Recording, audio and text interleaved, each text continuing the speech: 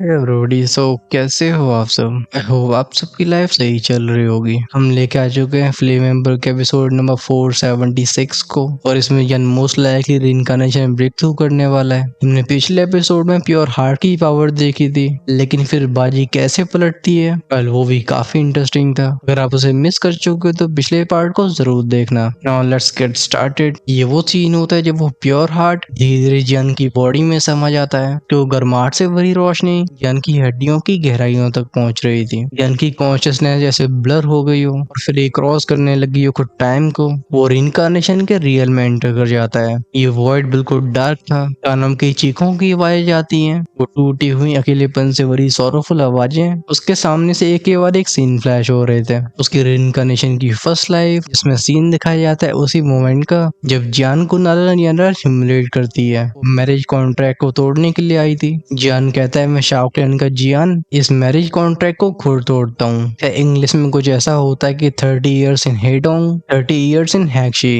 Don't bully the young and poor. Basically कहने का मतलब ये है कि भले आज मैं कमजोर हूँ लेकिन इसका मतलब ये नहीं है कि मुझे राइज होने का मौका नहीं मिलेगा। सीन आगे बढ़ता है। एक पॉइंट ऑफ टाइम की बात है जब आसमान में खड़ा हो जियान कहता है टीचर स्टूडेंट ने आपके ऑनर को फिर से वापस हासिल कर लिया। जियान ने उन सबको हरा के रख दिया था जो कभी उसका मजाक उड़ाया करते थे। नजारा फिर से बदलता है। ये जियान की दूसरी जिंदगी होती है, एक नीले रंग की दुनिया, एक भूला हुआ नाम, लेकिन जियान को ऐसा लगता है कि वो कभी यहाँ पे जिया करता था। एक दुनिया जो कि टेक्नोलॉजी स्ट्रेंथ और प्रॉस्पेरिटी से भरी होती है, लेकिन उसे ये दूर अनरीचेबल महसूस होती है। इस समय वो ऑर्डिनरी था। वो ना ही कोई जीनियस था ना ही कोई चूजन। घर से काफी दूर काम करने के दौरान इसके ऊपर चोरी का इल्जाम लगा देता है जिससे लोग उसकी जान ले लेते हैं। शुरुआत होती है तीसरी लाइफ की। ये जिंदगी इमोशन से भरी हुई होती है। खैर मामला रुकता नहीं है। हर एक life glory, despair, struggle, love, hatred, jealousy और लॉस का अनुभव करवाती है। साथ ही इमोशंस और शेयर डिजायर्स के बीच में जान की सोल जैसे चेन से बंधी हो। उसकी कॉन्शियसनेस डिम होती है जैसे वो फेड होने की कगार पे हो। वो अंधकार उसे निगलने की कोशिश करता है। हाउएवर उसकी रूह की बिल्कुल गहराइयों में एक चिंगारी बुझती नहीं है। ये जियान का विल था। समय आगे बढ़ा था। ये काफी काफी काफी समय के बाद की बात होती है। वर्ल्ड में उसकी मैस्टिक आवाज गूंजती है। वो कहता है मैं जो काउंटलेस रिइंकार्नेशंस को एक्सपीरियंस कर चुका हूँ, मेरी जिंदगी बस उन लोगों को प्रोटेक्ट करने में जाएगी जिन्हें मैं चेरिश करता हूँ और एक ग्रेट थाउजेंड वर्ल्ड, चाहे भले इसमें कितने भी फ्लॉज हों, लेकिन तब भी मैं इसे प्रोटेक्ट करूंगा। इस वर्ल्ड में चारों दिशाओं से एक मिस्टीरियस एंशिएंट पावर जान के शरीर को अपना हिस्सा बनाने लगी थी, जैसे यूनिवर्स खुद उसके रिजॉल्व को एक्नॉलेज कर रहा हो। उसका वजूद इंसानियत से ऊपर उठ रहा होता है। वो कुछ वास्ट, कुछ एंशिएंट बन रहा था। वो इविल प्रेजेंट जो कि अब बिल्कुल क्लीन हो चुका था। इसके अंदर जियान के एक्शन से हेवन और अर्थ की एनर्जी रेजोनेट करती है। धीरे धीरे वर्ल्ड को तोड़ के बाहर आती है ऐसी प्राइमोडियल रिइंकार्नेशन एनर्जी जो कि दुनिया की शुरुआत में मौजूद थी। हालांकि रिइंकार्नेशन में तो औरों ने ही ब्रेक थ्रू किया होता है, लेकिन इसे कोई समझ नहीं कर पाया। ये जियान के कंप्रहेंशन में धीरे धीरे कन्वर्ज होती है। धीरे धीरे उसके शरीर में छोटे छोटे डॉट्स दिखाई देते हैं। ये चमकते हुए मिस्टीरियस पैटर्न्स थे जिन्हें शब्दों में बयान नहीं किया जा सकता। अभी जियान के शरीर को ढकने वाली ग्लेस फ्लेम भी पल्स कर रही थी। उसके अंदर जो मैसिव एनर्जी का एक्युमुलेशन हो रहा था, ऐसा लगता है थिक, हैवी और एक्सप्लोजिव स्ट्रेंथ बस कुछ ही मोमेंट्स में इरप्ट होने वाली हो। क्या जो मूवमेंट की बात थी वो एक महीने तक खिंच जाती है। वो एग्जैक्टली सेम अवस्था में रहता है। ड्यूरिंग दिस टाइम जियान एक इंच भी नहीं हिलाता। उसकी आंखें बंद होती हैं। वो वेव शॉन्ग की फाइनल पावर को इस्तेमाल करके रिइंकार्नेशन को समझने की कोशिश कर रहा था। हालांकि बाहर से तो उसके शरीर में ऐसे बहुत बड़े बदलाव नहीं हो रहे होते हैं, लेकिन अंदर से सब कुछ इवॉल्व हो रहा था। हम जानते हैं कि प्योर हार्ट होली फ्लेम को रिस्ट्रेन करता है। Jian as a controller of holy flames वो कभी प्योर हार्ट की पावर से हार्मोनाइज नहीं कर सकता था। इस क्लैश के बाद उसे इस ट्रांसमिशन की झलक पाने का मौका मिला था। ये कैटेस्ट्रॉफी का ब्लेसिंग इन डिस्गाइज था। सीन शिफ्ट हुआ था। ये प्रेजेंट का दूसरा हिस्सा था जहाँ पे शाओई भौं से उड़ के बोलता है ब्लू हेड बुद्धा लाइन मेरे बिग ब्रदर के साथ क्या हो रहा है। उसकी नजरें दूर बैठे हुए जियान के ऊपर जाती हैं जिसे हल्के से swirling ऑरेंज ढक रखा था। लेकिन एक महीने की ट्रेनिंग के बाद भी शाओई उसकी कंडीशन को जज नहीं कर पाता। वो ये भी जानता था कि जियान को डिस्टर्ब करना बहुत डेंजरस होगा। एक छोटा सा इंटरप्शन भी एक बड़ा डिजास्टर बन सकता है। ब्लू हेड बुद्धा लाइन जिसने जैसे सेंस किया था कि अंडरग्राउंड से इविल ऑरा गायब हो गया है, वो शाओई के पास अपीयर हुआ था। वो अपने सिर को हिला के बोलता है मुझे नहीं पता, लेकिन इस दुनिया की एनर्जी अब बदलने लगी है। यहाँ कुछ ऐसे बदलाव हो रहे हैं जिन्हें मैं भी आइडेंटिफाई नहीं कर सकता, लेकिन इसका नेचर ये रिइंकार्नेशन के सिमिलर है। वो डिवाइन बीस्ट होने के बाद भी जी फोर्सेस के बारे बारे में उसे बहुत कम जानकारी थी। इस एक महीने में दोनों को चिंता कई बार सताती है। हालांकि इविल प्रिजन का पूरी तरह से प्योरीफाई होना ये बुद्ध लाइन के लिए शॉकिंग था, लेकिन जियान की कंडीशन उसे और भी स्टन कर देती है। ऑफ कोर्स क्योंकि इस समय के दौरान शाओई और ब्लू हेड बुद्ध लाइन एक दूसरे से काफी बातचीत करते हैं, तो ये दोनों एक दूसरे से फैमिलियर हो गए थे। ये चुपचाप से इंतजार करते हैं जियान के जागने का, क्योंकि तभी जियान उन 3 ट्रेजर्स को चुन पाएगा और लाइन भी इस जगह को हमेशा हमेशा के लिए गुड बाय कह सकता है। टाइम फिर से आगे निकलता है। एक समय की बात थी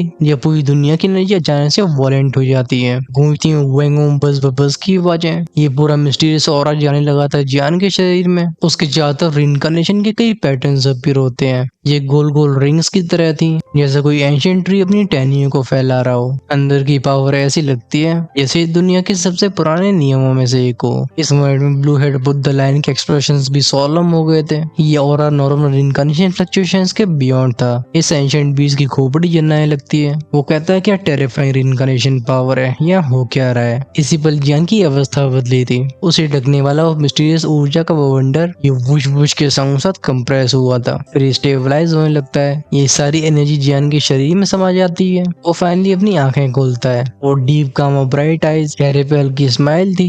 जियान खड़े होके बोलते है हा किंग माओ बुद्ध लाइन, फॉर्चुनेटली मैंने तुम्हें डिसअपॉइंट नहीं किया। किसी स्पेस में टच करते हैं, फैलती हैं वो एंशिएंट रिपल्स जो कि इनविजिबल प्रेशर को राइड करती हैं। एक टेरिफाइंग हो रहा था। उस लाइन की आवाज कांपती है। वो कहता क्या हुआ, तुम्हारी पावर। अब जियान का ऑरा इस तरीके का हो गया था जिसे वो भांप नहीं पाता। जियान कहता है ये सब उन सीनियर की वजह से है जिन्होंने खुद को सैक्रिफाइस किया। और अगर मैं स्टैन की बात करी है तो स्ट्रिक्टली स्पीकिंग मैंने रिइंकार्नेशन कैलेमिटी को ऑलमोस्ट पास कर लिया था, लेकिन अफसोस की बात है जियान के चेहरे पे कड़वाहट से भरी स्माइल आती है। इन शब्दों को सुनकर लिटरली वो लाइन चिल्ला के बोलते हैं क्या तुम डायरेक्टली रिइंकार्नेशन में एंटर कर चुके हो। पॉज रिइंकार्नेशन से सीधा फर्स्ट के पीक पे। जियान स्माइल के साथ अपने सिर को हो जाता है। वो बताता है प्रीवियसली मैं रिइंकार्नेशन को समझ नहीं पाया था, इसलिए होली फ्लेम की पावर मेरे शरीर के अंदर इकट्ठा होती रही। अब जब क्योंकि मैं समसरा को कॉम्प्रिहेंड कर चुका हूँ तो सब कुछ एक साथ रिलीज हुआ। इसे ऑब्जर्व करने के बाद मैं सीधा पीक पे पहुंच गया। रिइंकार्नेशन लेवल के एक्सपर्ट्स ग्रेट 1000 वर्ल्ड में बिल्कुल वो स्तंभ माने जाते हैं कि दुनिया को संभालते हैं, लेकिन यात्रा इरशाद दोशान की किस्मतों में हमेशा हमेशा के लिए इरशाद दोशान में फंसा रह जाना होता है। लोग पूरे लाइफ टाइम में कॉज रिइंकार्नेशन या फिर परफेक्शन से आगे नहीं बढ़ पाते।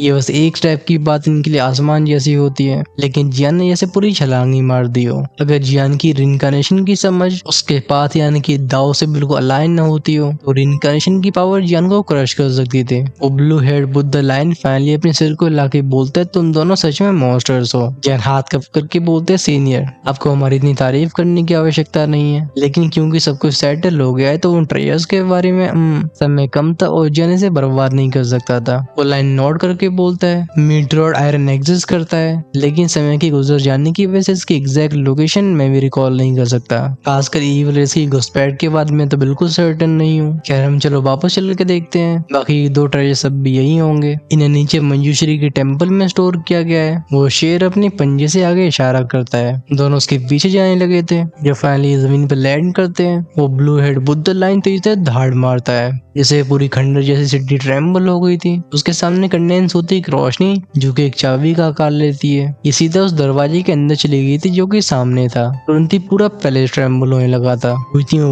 वेंग की आवाजें। जियान और शाओ एक दूसरे से ग्लैंसेस एक्सचेंज करते हैं। अब तक उस ब्लू हेड बुद्ध लाइन से बात करने के बाद दोनों ही समझ गए थे कि अगर इसने 3 ट्रेजर्स का प्रॉमिस किया है तो इसे मूर्ख नहीं बना सकते।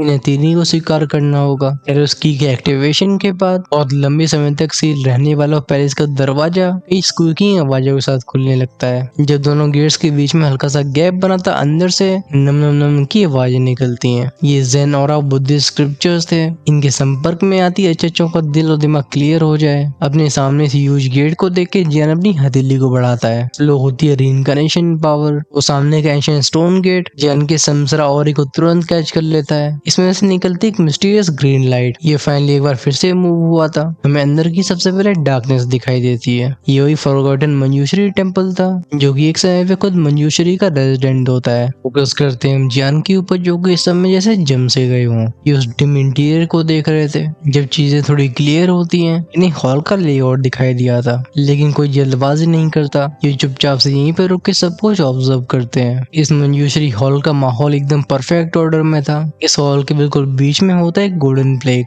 मतलब बड़ा सा सुनहरा पत्थर, इसमें चमकते हुए 4 कैरेक्टर्स लिखे होते हैं। ये शब्द थे मंजूश्री बोधिसत्वा। वहीं पे इसके आसपास मौजूद होते हैं बुद्धा स्टैचूज, हाई प्लेटफॉर्म्स और वो गोल्डन पिलर्स। अगर उस बड़े से डार्क ऑब्जेक्ट को छोड़ दिया जाए जो कि आंखों के सामने के नजारे को रोक रहा होता है, तो बाकी सब क्लियरली दिखाई दे रहा था। ये देख के शाओ की आंखें चमकने लगती हैं। दोनों हाथ रगड़ के बोलता है बिग ब्रदर अच्छी चीजें हैं। जियाना की पॉइंट करके बोलता है ये है बोधी सीड्स। लगता है शाओ को भी इसके बारे में पता था। वो कहता है हाँ, कहा जाता है ये बोधी एंसेस्टर के फेमस वेपन्स थे जो कि सारी ईविल्स को खत्म कर सकते हैं। और वो है जेन साउंड वुडन फिस्ट। ये बिना अंदर जाए बहुत सारे बुद्धिस्ट स्क्रिप्चर्स को अच्छे से पहचान पाते हैं जो कि पूरे हॉल में बिखरे हुए थे। बुद्धिज्म की उस ब्लेसिंग यानी कि रोशनी के अंदर इनकी पावर इवन इमोर्टल आर्टिफैक्ट से भी ज्यादा स्ट्रॉन्ग होती है। लेकिन जियान अपने सिर को हिलाता है। वो बोलते हैं हाँ ये आइटम प्रीशियस है लेकिन हमारे लिए सूटेबल नहीं। वैसे भी मुझे बिलीव नहीं होता कि ऐसे ट्रेजर्स को ये यहाँ पे फ्री में छोड़ देंगे। इनके पीछे कोई न कोई कारण जरूर रहा होगा।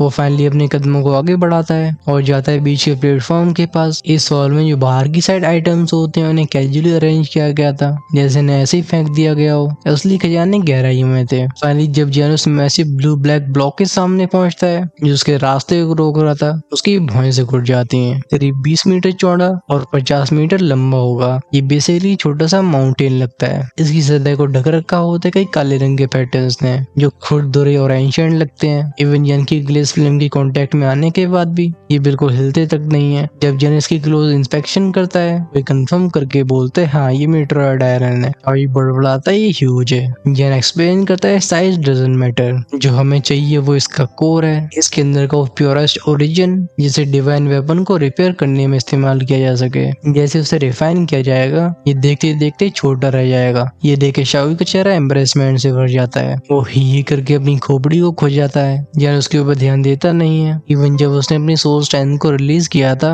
ये चीज तब भी कोई रिएक्शन नहीं दिखाती है। वो कहता है चलो इसे साइड में करते हैं, फिर हम बाकी ट्रेजर्स को देखेंगे। मुझे शक है कि इस मेटेओराइड आयरन को यहाँ पे ऐसे नहीं रखा गया, इसके पीछे कुछ और अच्छा छिपा होगा। लिडली आगे बढ़ के बोलते ओके बट वेट। उसके हाथ अचानक से रुक गए थे। वो जियान की तरफ देख के बोलते बिग ब्रदर ये मेटेओराइड आयरन ये मेरी पावर को ऑब्जॉर्व कर रहा है। अगर और भी स्पेसिफिकली बोलूं तो ये ऑब्जॉर्व कर रहा है मेरे अंदर की होली फ्लेम्स को। अभी लिडली को एक टेरिफाइंग सक्शन फोर्स फील होती है। वो इस चीज के जितने पास जाता है ये उतना ही स्ट्रॉन्ग हो रही थी। तुरंत ही उसके हाव बदलने लगते हैं। वो जानता था कि अगर यहाँ पे जा रुका तो इवन उसकी रिइंकार्नेशन स्ट्रेंथ भी पूरी तरह से टेक ओवर हो जाएगी। जियान इंस्टेंटली अपनी ग्लेस फ्लेम को एक्टिवेट करता है, साथ में एक्टिवेट करता है अपने फ्लेम मंत्रा को। वो शाऊ शाऊ शाऊ की आवाज। जियान एक फ्लेम ड्रैगन को कंडेंस करता है जो धाड़ मार के सीधा मेटेओर की तरफ शूट हो गया था। हाउएवर जिस मोमेंट में मेटेओर को टच करता है तो लिटरली की तरह इसे भी सॉलो कर लिया जाता है, जैसे फ्लेम वैनिश हो गई हो। जियान बॉय से कोड के बोलता है क्या डिस्ट्रॉय हो गई, लेकिन मास्टर ली चेन ने इसके ऐसे इफेक्ट्स के बारे में कभी नहीं बताया था। लगता है मेटेओराइड भी एक टेस्ट है। वो गहरी सोच में चला गया था। जियान सोचता है चलो एक और एटीट्यूड ट्राई करते हैं। उसका ग्लेज्ड फ्लेम और ट्रांसफॉर्म होता है। ये बनता है वुडन एटीट्यूड का। वाइड में से क्लिकिंग वाइनें बाहर आती हैं। फ्रैक्चर्स में से वाइन निकली थी जो कि इस मेटेओराइड आयरन को ढक लेती हैं, क्योंकि जियान ने अपने थंडर वुड एटीट्यूड को शाओ के बाद अवेकन किया था। ये लिटरली के लिए सरप्राइज था, लेकिन काफी जल्दी उसके एक्सप्रेशन सीरियस हो जाते हैं। ऐसा इसलिए था क्योंकि पूरी स्ट्रेंथ लगाने के बाद भी जियान इस चीज को मूव नहीं कर पाता है। बिना हेजिटेशन के एक्टिवेट होती है ड्रैगन गॉड ट्रांसफॉर्मेशन। उसके हाथों को ड्रैगन स्केल्स ढक लेते हैं। वो अपनी सारी पावर का इस्तेमाल कर रहा था। फाइनली मेटेओराइड आयरन को शिफ्ट होते हुए देखते हैं, लेकिन जियान को अंदेशा नहीं था कि इस बड़े से लोहे के पत्थर को मूव करने में एक्चुअली में एक मिस्टीरियस फोर्स हेल्प कर रही है, जो कि इस बुद्धिस्ट फॉर्मेशन की गहराई से आ रही थी। जियान दांती मीस के बाद फिर से जोर लगाता है। सुनाई देती है थड़ थड़ थड़ की आवाजें। जो मेटेओराइड आयरन और आगे बढ़ाता चाओ बोलता है बिग ब्रदर देखो। उसकी नजरें हॉल के बिल्कुल सेंटर में थी। आंखें खुली रह गई होती और चेहरे पे डिसबिलीफ और फायरी एक्साइटमेंट था, क्योंकि कुछ पलों पहले वो पत्थर जिस जगह पे रखा हुआ था वहां से एक गोलाकार के प्लेटफॉर्म को उठते हुए देखते हैं। इसकी सरफेस पे कई गोल्डन बुद्धिस्ट स्क्रिप्चर मौजूद थे और आसपास 18 स्टैचूज होते हैं जिन्हें एक पेचीदा एंशिएंट फॉर्मेशन में रखा गया था। इवन इनकार्नेशन ब्रेक थ्रू करने के बाद शाओई और जियान इवन की प्रेजेंस में आए थे। इन्हें ऐसा लगता है कि जैसे चींटी हो। प्रेशर दोनों को घुटनों पर लाने की कोशिश करता है। है। इस अलर्ट फॉर्मेशन के बिल्कुल बीच में एक 10 मीटर बड़ा सुनहरा पेड़ खड़ा हुआ था, जिसकी नक्काशी बहुत शानदार थी। और इसके बगल में बैठे होते हैं 2 बुद्धा फिगर्स, एक के हाथ में होती है विजडम सोर्ड और दूसरे का चेहरा बिल्कुल शांत लगता है। जन भॉइस से पढ़ के बोलते हैं मंजूश्री और बोधी पेट्रियार्क। वो तुरंत ही शाओई के सामने आ जाता है, जिससे उसे आगे बढ़ने से रोका जा सके। तीनों में सबसे पावरफुल स्पिरिचुअल स्ट्रेंथ को पोजेस करने की वजह से इस प्लेटफॉर्म के अंदर के खतरे को सबसे अच्छे से महसूस करता है। उसके आगे कदम लेने की हिम्मत नहीं होती। वही स्ट्रेंथ तो लिटरली भी रह गया था।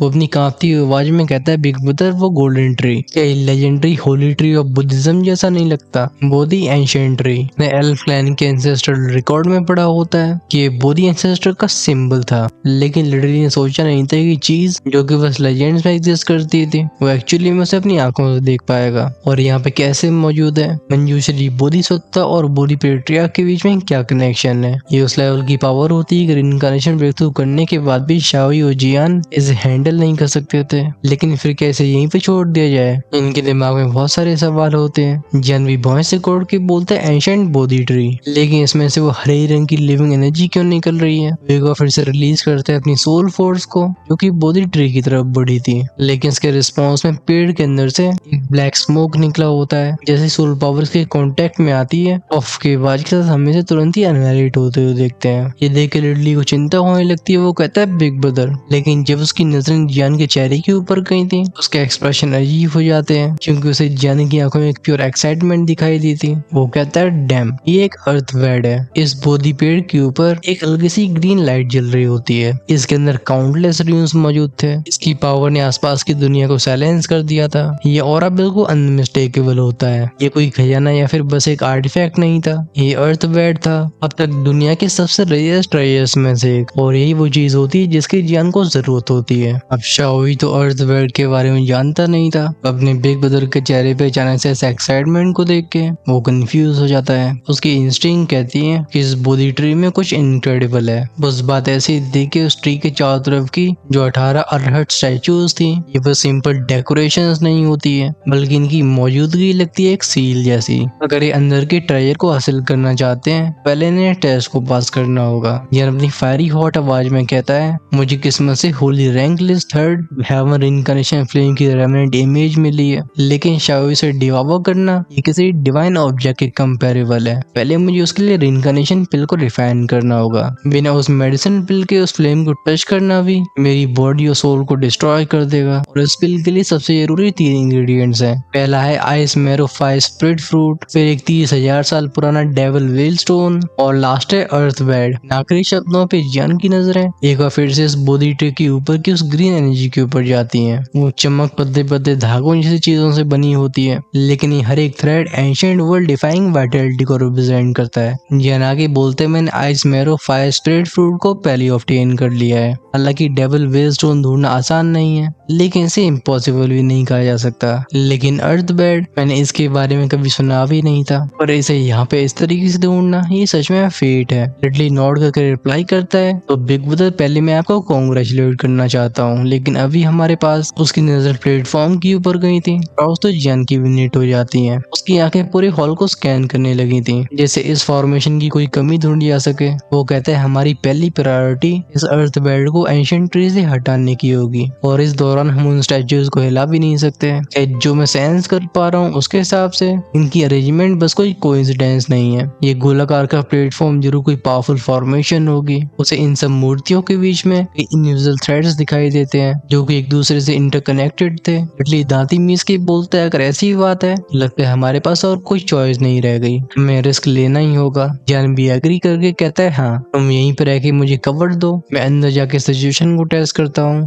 अगर कुछ भी गलत होता है तो मैं तुरंत ही विथड्रॉ कर लूंगा। शाओई ने नोट किया था। ऑफ की वजह उसकी बॉडी को ब्राउन फ्लेम ढक रहती है, और मामला यहीं तक नहीं रुका था। एक रेजिंग बीस्ट की तरह अपने आकार को बढ़ाने लगी थी। इसने एक बैरियर को फॉर्म किया था। जानवी सांस भरता है, उसकी हथेली पे इकट्ठा होता है सायन ग्लो। इस बार शुरुआत फर्स्ट सेकंड थर्ड से नहीं होती, बल्कि एक्टिवेट किया जाता है ड्रैगन को ट्रांसमिशन का सीधा ड्रैगन फॉर्म। उसकी बॉडी से पावरफुल रिपल्स फैली थी, पीस में वेंग बस की साउंड गूंजती है। वो नीला यानी कि सायन और उसके शरीर को छोटे से स्वर्ड की तरह ढक लेता है। वह भी जान की स्किन ड्रैगन स्केल से ढक गई थी। इसकी मौजूदगी इतनी पावरफुल महसूस होती है, एक फर्स्ट लेवल का रिइंकार्नेशन भी इसका कुछ नहीं बिगाड़ पाएगा। जियान का कदम आगे बढ़ाता है, एक स्क्वीकी आवाज गूंजी थी। उसका पैर प्लेटफॉर्म के अंदर घुस जाता है। वो एक्सप्रेशन तुरंत ही चेंज हो गए थे, क्योंकि वो जैसे बैरियर के अंदर गया था, एक क्रशिंग प्रेशर उसे जमीन में घुसेड़ने की कोशिश करता है। उसकी सोल भी ट्रेम्बल होने लगती है, लेकिन जियान जियान था। कदम चाहे कितने भी भारी हो, लेकिन वो रुकने को तैयार नहीं था। दांती मीस के बोलता है क्या टेरिफाइंग प्रेशर है। ये सब प्रेशर बस फ्लैश का नहीं बल्कि सोल का भी है। ये 18 अरहट स्टैच्यूज कोई जोक नहीं है। कदम फिर से बढ़ते हैं, 1 2 3 4 स्टेप। जैसे जैसे जियान डिस्टेंस को कम कर रहा था, आसपास की 18 मूर्तियों में से कई गोल्डन बुद्धा की स्क्रिप्चर्स निकलने लगे थे। स्पेस में मंत्रों यानी कि चैंटिंग की आवाजें गूंजती हैं, जैसे कुछ एंशिएंट, कुछ ओवरवेलमिंग अवेकन हो रहा हो। इन फ्लक्चुएशंस को सेंस करके लिटरली चिल्ला के बोलता है बिग ब्रदर जल्दी। हर एक सेकंड के साथ वो गोल्डन ग्लो अपने आकार को बढ़ाता ही आ रहा था, और साथ में बढ़ रही होती है इसकी इंटेंसिटी। जियान के हाथ क्लेंच हो जाते हैं और आईब्रोज के बीच में क्लैन मार्क भी फ्लिकर होने लगा था। स्पीड बढ़ती है, तभी 8 मूर्तियां साथ में बोलती हैं अमिताभा। ये कहने को तो शांति से भरी आवाजें थी, लेकिन इनका जियान के ऊपर थंडर्स इम्पैक्ट था। प्लेटफॉर्म के ऊपर चारों बुद्धा कैरेक्टर्स अपीयर होते हैं। हालांकि ऊर्जा से बने सुनहरे शब्द होते हैं, लेकिन इनमें से हर एक में हेवन पनिशिंग फोर्स थी, जिसे टच करते ही कोई भी प्योरीफाई हो जाएगा। फाइनली वूम की वाइट साथ वो पहला कैरेक्टर जियान के शरीर से टकराता है। कोई एक्सप्लोजन की आवाज नहीं गूंजती, बस जियान के शरीर में भयानक दर्द फूटा था। उसके ड्रैगन सेज जो कि उसे प्रोटेक्ट कर रहे होते हैं, ये पैनी सुइयों की तरह चुभते हैं। इन जगह जगह पे जियान की स्किन को लाल होते हुए देखते हैं कि इसके बीच में से खून टपकता है। गूंजती है टिक की आवाज। इस साइलेंट पर चुप के स्पेस में वो खून की बूंद बिल्कुल साफ गूंजी थी। जियान उस पेन को फोर्सफुली सप्रेस करके बोलता है क्लैन मार्क ड्रैगन क्लॉ। विशा के साउंड से उसका और इकट्ठा हुआ था। हाथ हवा में उठता है। ऊपर जो 3 मी 2 4 ये कैरेक्टर्स एक साथ गिरते हैं। इस बार बूम का साउंड गूंजा था। ये पूरा गोलाकार का प्लेटफॉर्म वायलेंटली ट्रेम्बल हुआ था, जैसे किसी भी पल कोलैप्स हो जाएगा। इस पावर से टकराने की वजह से जियान को तुरंत ही बैकलैश का सामना करना पड़ता है। उसे गर्ग पफ की वजह से खूब सारा खून बाहर आया था, लेकिन जो काम पहली खून की बूंद नहीं कर पाई, लगता है इस क्वांटिटी के बाद कुछ मिस्टीरियस हुआ था। कान में जाने से वंग की आवाज आती है। ये सारे बुद्धा साउंड गायब हो जाते हैं। उन 18 बुद्धा स्टैच्यूज का ओवरवेलमिंग किलिंग इंटेंट भी बहुत तेजी से कमजोर हो रहा था। कुछ ही पलों में हवा में फ्लोट करने वाले वो कैरेक्टर्स चमकते हुए पार्टिकल्स में ट्रांसफॉर्म होकर चारों तरफ बिखर गए थे। साइलेंस वापस लौट आया था, लेकिन जियान को लहूलुहान देख के चाऊ की आंखें तुरंत लाल हो गई थी। आगे बढ़ के उसे कैच करता है, कहता है बिग ब्रदर, लेकिन जियान से रिला के कहता है मैं ठीक हूँ। लगता है वो मंजूश्री और बोधी पेट्रियार्क चाओ फैमिली के किसी को जानते थे। उसकी नजरें एंशिएंट बोधी ट्री के ऊपर के उस चमकते हुए ग्रीन ऑरे के ऊपर जाती हैं। अब क्योंकि फॉर्मेशन अपने आप ही बंद हो गई थी, जियान कहते हैं एंशिएंट बोधी ट्री और ये अर्थ बेड अब मेरा होगा। वो फटाक से 2 मेडिसिन पेज को सॉल्व करता है। अब नई कल्टिवेशन में होने की वजह से पेज तुरंत ही रिफाइन होकर एनर्जी बदल जाती है। उसके चेहरे पे रंग वापस लौट आए थे। वो फाइनली बीच में दोनों स्टैच्यूज की तरफ सर झुका के बोलता है मैं शाओ क्लैन का जूनियर दोनों सीनियर्स पेट्रियार्क बोधी और मंजूश्री को थैंक यू बोलता हूँ। फिर सीधे उसने कदम बढ़ाए थे एंशिएंट बोधी ट्री की तरफ। वो एक जेंटल स्माइल के साथ बोलता है इस चीज को लेके तुरंत ही डस्ट टेम्पल वापस लौटते हैं। एंशिएंट बोधी ट्री कहा जाता है कि ये बुद्धा वर्ल्ड का ट्री ऑफ विजडम है। इसके नीचे बैठने पर न जाने कितने लोगों ने रीइंकार्नेशन रियल्म को समझ पाया और टच किया बुद्धा पाथ को। ये बुद्धा रियल्म की विजडम को सच में सिंबलाइज करता है। एंशिएंट गोल्डन ट्री के करीब आया था। इसकी घनी पत्तियां जिनमें हल्के से बुद्धिस्ट स्क्रिप्चर्स चमक रहे थे, इनसे एमिट होने वाला ऑरा एकदम प्रोफाउंड था। बिना हेजिटेशन रिलीज होती उसकी स्पिरिचुअल फोर्स। ईशा वो विंगुम की वैसा इकट्ठा होके इसने ऊर्जा के एक सैलाब को बना लिया था, जो कि एंशिएंट ट्री को कवर कर लेती है। लिटरली बहुत हल्की आवाज में बोलता है क्या कर रहे हैं। बिना अपनी सोल पावर को रोके ज्ञान कामली एक्सप्लेन करता है कि अर्थ बेड ये एंशिएंट लाइफ एनर्जी का कंडेंस्ड फॉर्म है, एक मेडिसिनल मटेरियल। लेकिन क्योंकि कोई पेड़ पौधा नहीं है बल्कि एक थिन एनर्जी गारमेंट है, इसे बॉडी से निकालने में हमें प्योर सोल पावर का इस्तेमाल करना होगा। चावी समझ गया था और अब वो जियान को डिस्टर्ब नहीं करता। प्रोसेस चलती रहती है। उन 18 स्टैच्यूज के शांत होने के बाद ही पूरी जगह पीसफुल हो गई थी। ऑफ कोर्स अब भी हवा में वो जैन स्क्रिप्चर्स गूंज रहे होते हैं। यहाँ का एटमॉस्फेयर बिल्कुल स्प्रिंग ब्रीज जैसा लगता है। पहले 10 मिनट, आधा घंटा, फिर 1 घंटा, फिर 1 दिन, 2 दिन, बेसिकली धीरे धीरे करके 10 दिन निकल गए थे। पूरे 10 दिनों की मेहनत और मुशक्कत के बाद ही हमें एंशिएंट बोधी ट्री के ऊपर की उस हरी एनर्जी की पूरी शेप दिखती है। लिटरली की आंखें ग्लो होने लगी थी। वो कहता है बिग ब्रदर ही काम कर गया। उसे दूर से सेंस होती है वो इंटेंस लाइफ फोर्स जो कि इस ग्रीन एनर्जी गारमेंट से निकल रही थी। और जिस 10वें दिन के एक पॉइंट ऑफ टाइम पे जियान अपनी आंखें खोलता है। उसके चेहरे पे खुशी की लहर होती है। वो अपनी हथेली को उठा के बोलता है फायर। बस की वैसा फ्लेम एक हाथ को बनाती है जो कि उस ऊर्जा के कपड़े को अपने पास खींच लाई थी। इसे जियान स्मूथली अपनी फायर एम्पर रिंग में ले जाता है। ये अर्थ वेट सच में एक ट्रू मेडिसिन ट्रेजर था, लेकिन क्योंकि नॉर्मल जड़ी बूटियों की तरह नहीं होता, इस लेवल की चीज को कॉमन सेंस से जज नहीं किया जा सकता है। अर्थ वेट की उस ओवरवेलमिंग लाइफ फोर्स को फील करके अनकॉन्शियसली जियान की फिस्ट टाइट हो गई थी। वो स्माइल के साथ कहता है बचा है बस आखिरी इंग्रेडिएंट, वो third rank holy flame heavenly down incarnation flame. Jian ने उसकी तरफ एक और कदम बढ़ा लिया था। फाइनली वापस लौट के जियान शाओ के कंधों को थपथपा के बोलता है जहाँ तक बात रही बाकी के ट्रेजर्स की, तुम जो चाहो वो ले सकते हो, मुझे इनमें से कुछ भी नहीं चाहिए। बस एक्साइटमेंट तो लिटली की आंखों में भी था। वो केयरफुली बोधी ट्री से कई बोधी मोतियों को निकालता है। वो इन्हें ध्यान से रखने के बाद बोलता है लेट्स गो, बिग ब्रदर अब लौटने का समय है। जियान भी नॉड करके रिप्लाई करता है हाँ, ये सब खत्म होने के बाद तुम मेरे साथ एंडलेस फायर टेरिटरी आओगे। तुम्हें जुन्नर और बाकियों से मिलना चाहिए, जैसे आने वाले रास्ते से तुम फैमिलियर हो गए। चावी ने नोट किया था। हम भी करते हैं फास्ट फॉरवर्ड। बेसिकली जियान ने उस मीटोड आयरन को लेने के बाद वापस से डस्ट टेम्पल तक की जर्नी की होती है। बिना उस अजीब से सप्रेशन के उस आयरन का वेट काफी रिड्यूस हो गया था। इसे कैरी करना आसान होता है। और जहाँ तक बात रही इस ब्लू हेड बुद्धा लाइन की, वो इन्हें कुछ दूर तक छोड़ने आता है, फिर टाटा बाय बाय कर लेता है। हमारा फोकस इधर चैन टेम्पल के अंदर गया था, जहाँ पे कि डिसाइपल मॉन्क्स जियान को सीधा मास्टर लियो चैन के पास लेके जाते हैं। अभी उनके हाथ की बुद्धा बीड्स गायब हो चुकी थी। उनकी हथेलियों के घाव बताते हैं कि मास्टर लियो चैन की शुरुआती जिंदगी ये बिल्कुल नॉर्मल नहीं रही है। जियान दोनों हाथ कब करके बोलते हैं मास्टर लियो चैन, हमने आपके एक्सपेक्टेशंस को फेल नहीं किया। एडमिरेशन तो मास्टर लियो चैन की आंखों में भी थी। उस मैसिव मीटोड आयरन को ध्यान से एग्जामिन करते हैं, फिर देखते हैं एंशिएंट रूलर को। वो सेंस कर पा रहे थे कि दोनों चीजें एक दूसरे से रेजोनेट कर रही हैं। वो कहते हैं दोनों यंग फ्रेंड्स, आप अपनी स्ट्रेंथ को सच में छिपाना जानते हो। लेकिन जियान तारीफ की परवाह नहीं करता। केयरफुली पूछता है मास्टर ये कैसा है। इसका आंसर मास्टर लियो चैन तुरंत नहीं देते, बल्कि कुछ समय तक शांत रहते हैं, जैसे उनके दिमाग में कैलकुलेशन चल रही हो। फिर वो कहते हैं मीटर और आयरन का पीस ये सच में अच्छा है। इवल एनर्जी से इतने सालों तक करप्ट होने के बाद भी ये चीज बिल्कुल डैमेज नहीं हुई। ये सच में डिवाइन मटेरियल कहलाने का वर्दी है। बोलते बोलते इतने एक्साइटेड हो जाते हैं कि अब वो काम बुद्धिस्ट मॉन्क बिल्कुल नहीं लगते। जियान और शाओ कंफ्यूज्ड आवाज में बोलते हैं ग्रैंड मास्टर। मास्टर लियो चैन सिर को हिला के कहते हैं ही तुम दोनों समझोगे नहीं, ये मीटरोड स्टार आयरन ये नॉर्मल स्टार आयरन से कई गुना वैल्यूएबल है। इसके साथ इस डिवाइन रूलर को सच में रिपेयर किया जा सकता है। उनकी नजरें रूलर और आयरन से बिल्कुल नहीं हटती। जैन पूछता है कि आपको हमारी किसी और तरीके से हेल्प चाहिए। मास्टर लियो चैन रिप्लाई करते हैं नहीं, कोई जरूरत नहीं है, तुम वापस जाके आराम करो। डिवाइन रूलर को रिपेयर होने में मुझे एक सील्ड एनवायरनमेंट की जरूरत होगी और इसे जल्दी फिनिश नहीं किया जा सकता। जब ये कंप्लीट हो जाएगा डिलीवर करने तुम्हारे घर पर्सनली आऊंगा। ये सुन के शाओ जियान के चेहरे पे सरप्राइज एक्सप्रेशन दिखाई देते हैं। मास्टर लियो चैन कहते हैं ओह अगर तुम्हें भरोसा नहीं तो ये लो। वो अपनी रोब में से एक सुनहरी चीज को बाहर निकालते हैं। वो कहते हैं ये मेरा रेलिक है, इसे तुम मेरी प्लेज कह सकते हो। मैं एक मॉन्क हूँ, मैंने एक डिवाइन रूलर को कभी रिपेयर नहीं किया, भले ही मेरी फोर्जिंग स्किल्स एक जनरेशन से पास होती हुई आ रही हूँ, लेकिन तभी मुझे डर है कि मैं वो आखिरी कास्टर हूँगा। जियान सिंसियर टोन में बोलता है मास्टर तो इसकी कोई जरूरत नहीं है, हमें आप पे भरोसा है। जियान उस गोल्डन रेलिक को वापस कर देता है। मास्टर लियो चैन भी इसे वापस ले लेते हैं। फिर एक अथॉरिटेटिव आवाज में कहते हैं इसकी रिपेयरिंग प्रोसेस कुछ सालों से लेकर कुछ दसियों साल तक चल सकती है, लेकिन मैं इसे परफेक्टली वापस लौटाऊंगा। जैसे उन्होंने अपने हाथ का एक इशारा किया था, इस टेम्पल के बाहर से एक बूम का साउंड सुनाई देता है। एक सोनिक बूम की आवाज थी, जैसे कोई चीज एकदम हवा को फाड़ के यहाँ पे अपीयर हुई हो। ये वही ब्लू हेड बुद्धा लाइन था।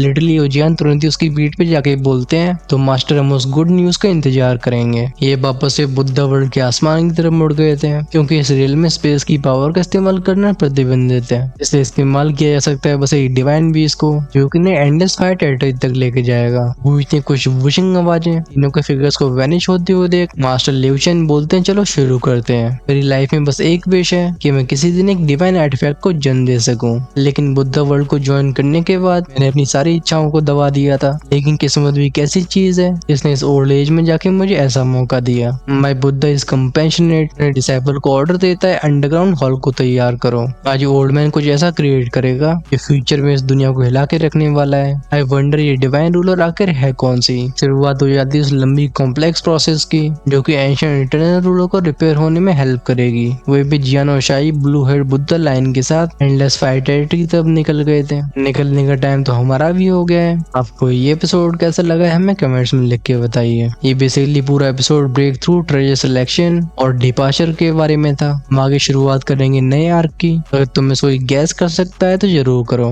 But I highly doubt that. और जो नेक्स्ट एपिसोड का इंतजार नहीं कर सकते उनके चैनल की मेंबरशिप सब भी ओपन है। आप डेफिनेटली उसे ज्वाइन करके अर्ली एक्सेस एपिसोड को एंजॉय कर सकते हो। वही भी जो हमेशा 2 से 3 पार्ट्स आगे रहना चाहते हैं अपने लेवल्स को अपग्रेड कर सकते हैं इमोर्टल एम पर या उसी ऊपर। ज्वाइन का ऑप्शन मिलेगा चैनल की होम पेज या सब्सक्राइब की साइड में। I think you should definitely check that out. तब तक मैं आपसे विदाई लेता हूँ।